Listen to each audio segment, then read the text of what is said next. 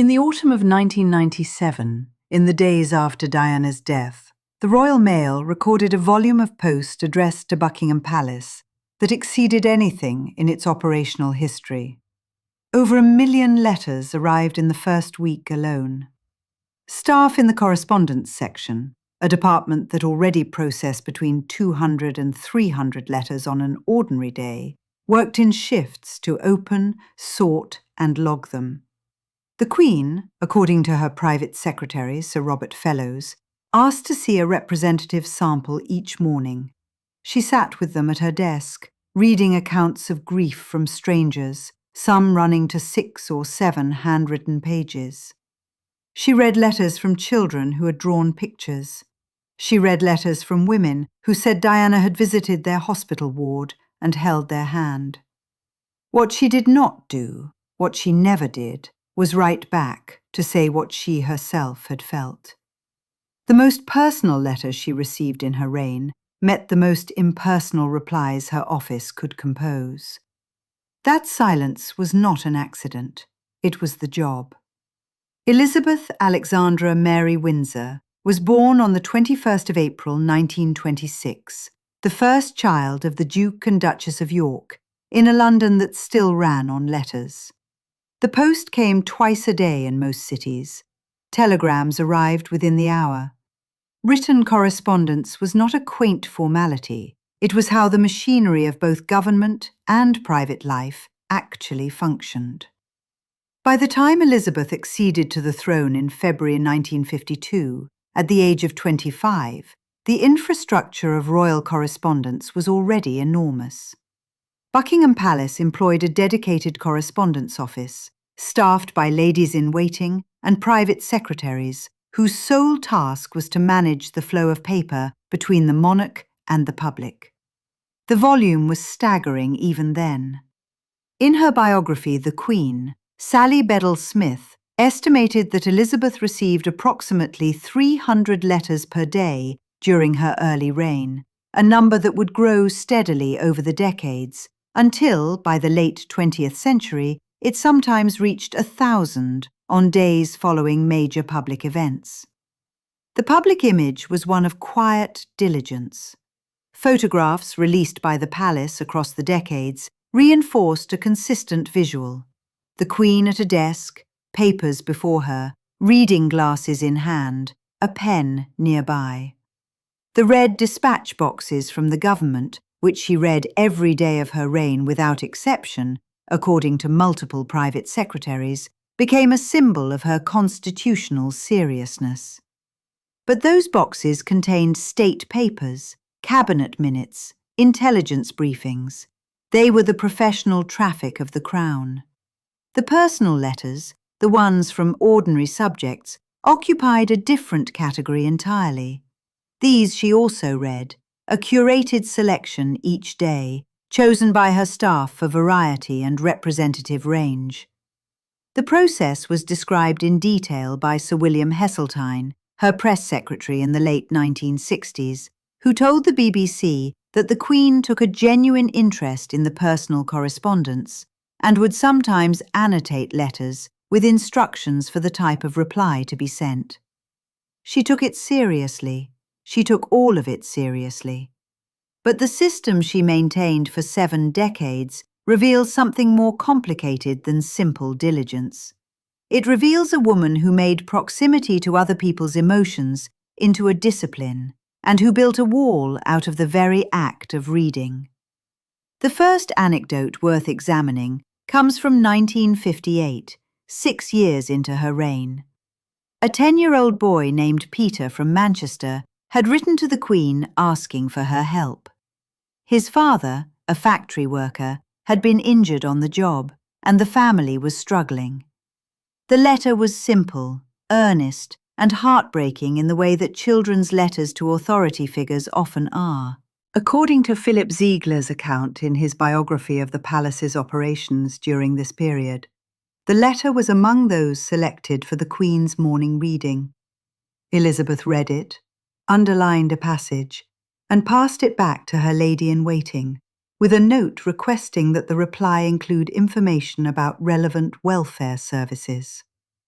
The boy received, within 10 days, a letter on palace stationery, typed, formal, and signed by a lady-in-waiting on the Queen's behalf. It expressed Her Majesty's sympathy and directed the family to their local Citizens' Advice Bureau. It did not contain a single word written by Elizabeth herself. The boy's mother, interviewed decades later by a local newspaper, said the letter had been framed and hung in their hallway for 30 years. She had always believed the Queen had read it.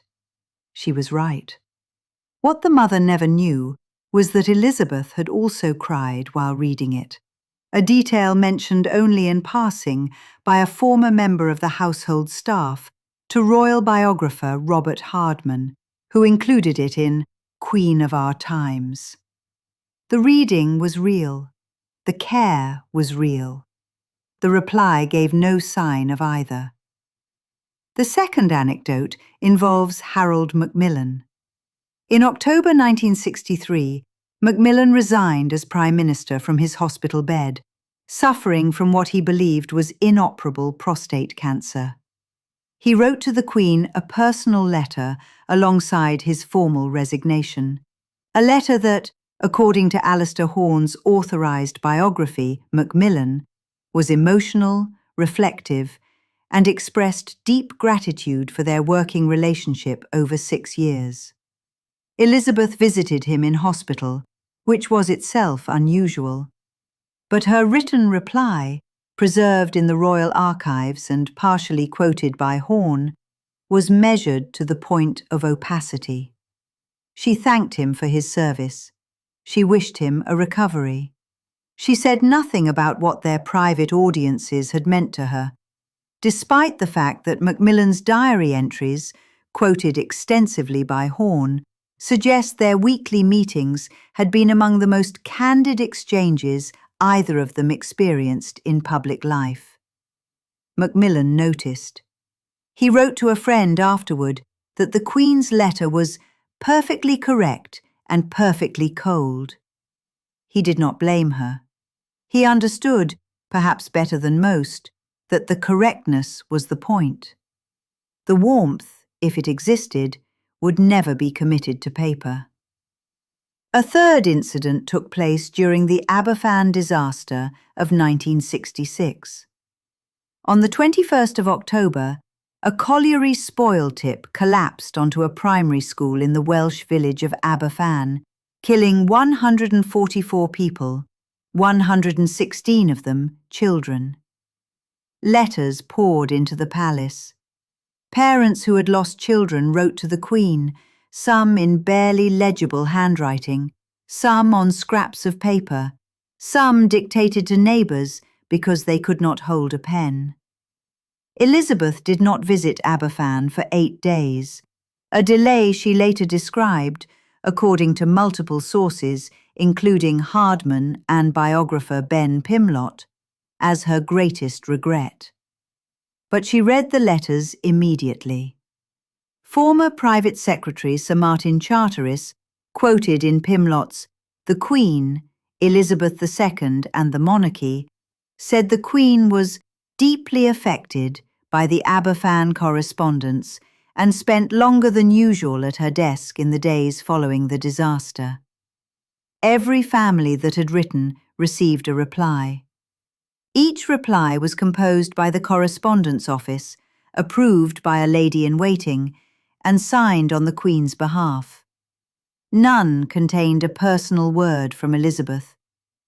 The families of dead children received the same apparatus of institutional sympathy that accompanied every piece of royal mail. The system could not distinguish between tragedy and routine because it was designed not to. The fourth anecdote concerns a letter that went the other direction. In 1986, the Sunday Times published what purported to be the Queen's private views on Margaret Thatcher's government, suggesting Elizabeth was dismayed by Thatcher's refusal to impose sanctions on apartheid South Africa.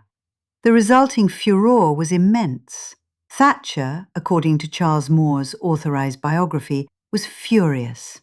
She wrote to the Queen, not through official channels, but in a personal letter delivered by hand. The Queen's reply, described by Moore as emollient but non-committal, effectively denied that the reported views were accurate without actually saying so. It was a masterclass in saying nothing while appearing to say something. Moore noted that Thatcher kept the letter and referred to it privately as evidence that the press had fabricated the story. In reality, as the Sunday Times source, later identified as Michael Shea, the Queen's own press secretary, would eventually confirm, the reported views were essentially accurate. The Queen's letter to Thatcher had managed to reassure the Prime Minister while technically contradicting her own press secretary's briefing. The pen, in Elizabeth's hand, was not a tool of confession, it was a tool of management. The fifth anecdote from this first phase involves the Commonwealth. Throughout the 1960s and 1970s, as former colonies achieved independence, their new heads of state frequently wrote to Elizabeth in personal terms, sometimes warmly, sometimes accusingly, sometimes both. Julius Nyerere of Tanzania, documented in Philip Murphy's study Monarchy and the End of Empire, wrote to the Queen several times about British policy in southern Africa, and his letters were pointed, intelligent, and occasionally angry. Elizabeth read them all. Her replies, drafted by the Commonwealth section of the Foreign Office and approved by the Palace, were unfailingly courteous and content-free. Nyerere, who had studied at Edinburgh and understood British institutional culture intimately, once remarked to a colleague, as recorded by Murphy, that corresponding with the Queen was like posting letters into a very well-decorated wall. He meant it as a compliment. The wall was load-bearing. It held up the entire structure of constitutional neutrality. But it was still a wall. The second act of this story requires a shift in sympathy, because the system Elizabeth maintained was not simply a personal failing. It was an inherited architecture, and the moments where it cracked reveal as much as the moments where it held. Consider first the letters she received from her uncle, the Duke of Windsor. After his abdication in 1936, Edward maintained a sporadic correspondence with various members of the royal family. His letters to Elizabeth, particularly after her accession, were by turns nostalgic, self-pitying, and occasionally perceptive. Hugo Vickers, in his study of the Windsors, noted that Elizabeth replied to her uncle with a regularity that surprised palace staff. She did not let his letters sit unanswered, and her replies, while formal, contained small personal touches that were absent from her other correspondence. She asked about the Duchess's garden. She mentioned the corgis. These were tiny concessions, but for Elizabeth, they represented an unusual willingness to let warmth leak through the institutional surface. The very smallness of the gestures, a sentence about dogs, a question about flowers, tells you how tightly controlled every other letter was. Second, consider the correspondence with her children. Prince Charles's authorised biography by Jonathan Dimbleby reveals that Charles wrote lengthy, searching letters to his mother throughout his adolescence and young adulthood. Letters about his unhappiness at Gordonston, his uncertainty about his role, his loneliness. Elizabeth's replies, according to Dimbleby, were short, practical, and encouraging in a general way, without engaging with the emotional substance of what Charles had written. Charles found this painful.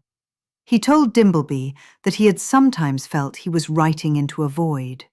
But the former Deputy Private Secretary, Sir Edward Ford, interviewed for the same biography, offered a different reading. Ford suggested that Elizabeth's brevity was not indifference.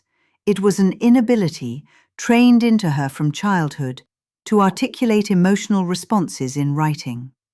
She had been raised by a mother who expressed warmth through presence, not prose, and by a father who communicated affection through shared activity. The written word for Elizabeth was official. Making it personal required a skill she had been taught to suppress. Third, there is the matter of the handwritten notes. While the vast majority of royal correspondence was typed and signed by proxies, Elizabeth did occasionally write by hand. These notes, to close friends, to certain prime ministers, to heads of state she knew personally, were rare enough to be treasured by their recipients. John Major, according to his memoirs, received a handwritten note from the Queen after his election victory in 1992 that was warm and generous, in a way that her formal letters never were. Tony Blair, in his memoir A Journey, described receiving a similar note and being struck by how different it felt from the official correspondence. The handwritten notes prove that Elizabeth could be personal when she chose to be. The rarity of that choice is what makes the overall pattern so striking. She was not incapable of warmth on paper. She rationed it. Fourth, there was the question of replies to the bereaved. Throughout her reign, families of soldiers killed in service received letters from the palace. The practice intensified during the Troubles in Northern Ireland and again during the wars in Iraq and Afghanistan. Robert Hardman documented the process. The Ministry of Defence would inform the palace, the Correspondence Office would draft a letter, and the Queen would review and approve each one. In some cases, particularly for senior officers or for incidents involving multiple casualties, she would add a line in her own hand. A mother in Belfast, whose son was killed in 1979 during the same IRA attack that killed Lord Mountbatten, received a typed palace letter with a single handwritten sentence at the bottom. I understand your grief. 3 words in the Queen's own handwriting. The mother, interviewed by the Belfast Telegraph years later, said those 3 words meant more to her than anything else she received. The fact that Elizabeth's personal intervention amounted to 3 words on a typed letter, and that this was considered exceptional, captures the entire dynamic in miniature. Fifth, and perhaps most revealingly, there is the matter of the letters Elizabeth received from her mother. The Queen Mother was, by all accounts, a prolific and affectionate letter writer. William Shawcross, in his authorised biography, quoted extensively from the Queen Mother's correspondence, which was warm, gossipy, sometimes sharp, and always personal. Elizabeth kept these letters. She read them and reread them, but her replies to her own mother, according to Shawcross, were notably more restrained, shorter, less effusive, more careful. Even in the most private correspondence imaginable, a daughter writing to her mother, Elizabeth could not fully abandon the institutional voice. Shawcross suggested this was not coldness, but a kind of constitutional reflex. The Crown had become so thoroughly integrated into Elizabeth's identity that separating the personal from the official was for her genuinely impossible. She did not withhold warmth strategically. She had, over decades, lost the mechanism for expressing it in writing without institutional mediation. What emerges from this documentary record is not a portrait of cruelty or even of deliberate emotional withholding. It is something more unsettling, a portrait of someone who built a life around the systematic suppression of personal expression in the one medium that mattered most. Elizabeth read everything. That point cannot be overstated. She read the grieving parents, the lonely children, the angry politicians, the desperate strangers. She read her son's letters about his unhappiness. She read her uncle's letters about his exile. She read the letters from Aberfan.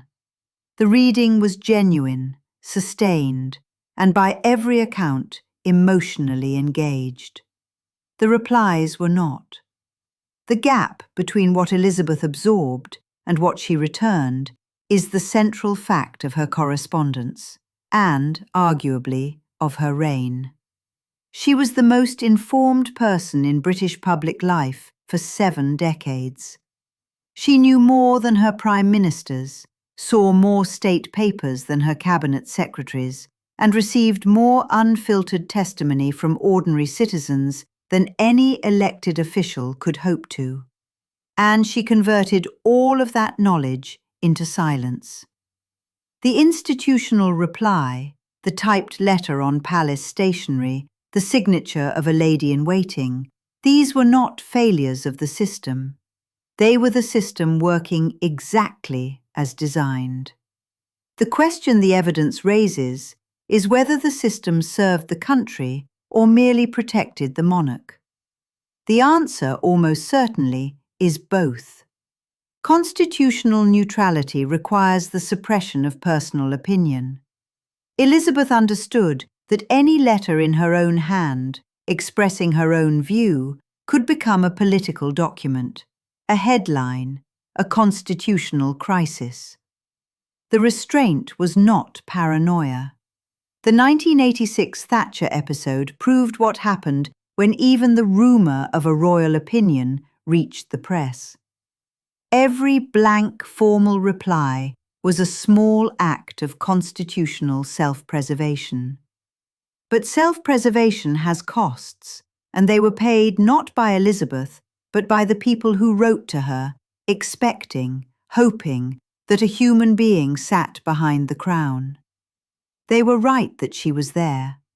They were wrong that she would answer. If this account has been worth your time, subscribing to the channel is free, and there are more stories like this one in the archive. These are not gossip pieces. They are evidence-based examinations of the gap between public image and documented reality, and there are several more in progress. Hitting the bell notification means you will see them when they go live, rather than trusting the algorithm to surface them, which, if we are honest, it often does not. In the autumn of 1997, 1 million letters arrived at Buckingham Palace in a single week. Elizabeth read a selection every morning. She sat with them. She absorbed them. Former members of her household say she was moved, and every person who wrote received the same thing in return, a typed letter composed by staff, expressing sympathy in language so carefully neutral it could have been generated by a machine. The reading was real. The silence was also real. Both things were true at the same time, and neither cancels the other out. Elizabeth did not ignore the letters that mattered most. She read every one that her staff placed before her. She simply never developed, or never permitted herself to develop, the capacity to reply as herself, rather than as the crown. The personal letter, the handwritten line, the 3 words at the bottom of a typed page, these exceptions prove the rule precisely because they were exceptions.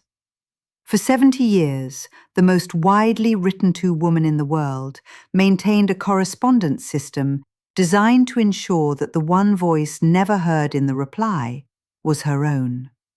Whether that was duty or loss depends entirely on where you stand. From the palace, it was the mechanism that kept the monarchy functional across a century of upheaval. From the kitchen table, where a mother sat reading a typed reply about her dead son, it was something else entirely.